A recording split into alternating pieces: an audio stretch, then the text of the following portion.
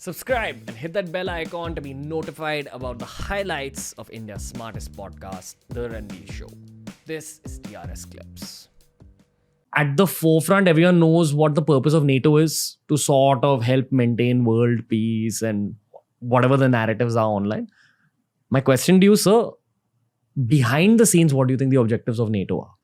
The objective of NATO is very simple: to maintain and prolong American hegemony in Western Europe and hopefully all across the world. What is the meaning of hegemony? Hegemony means overwhelming superiority of all kinds: economic, military, etc. Power. So that's what it is. That's why we call the US a superpower, because essentially it has the ability to intervene anywhere in the world at 30 minutes notice, either militarily or economically.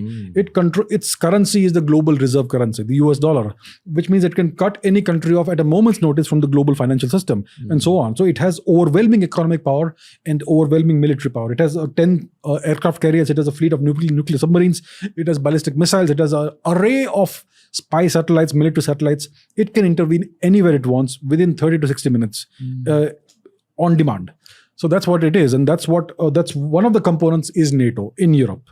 Like how they say wars are primarily won because of logistics. So NATO has basically set up an intense logistics system for America all over the world so that they can intervene in any war. So NATO is all about Europe.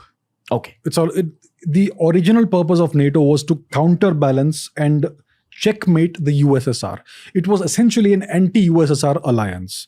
But after the USSR broke up, NATO continued expanding eastwards. And they had given a guarantee to Russia that they would not expand an inch eastwards.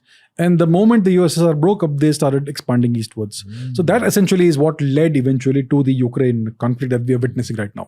So NATO's original purpose was to counterbalance the USSR. Now it is, well, whether you like it or not, it's an anti-Russia alliance. I mean, for the time being. For the time being. Because that's what's required right now. Yes. They would like to destroy Russia if possible.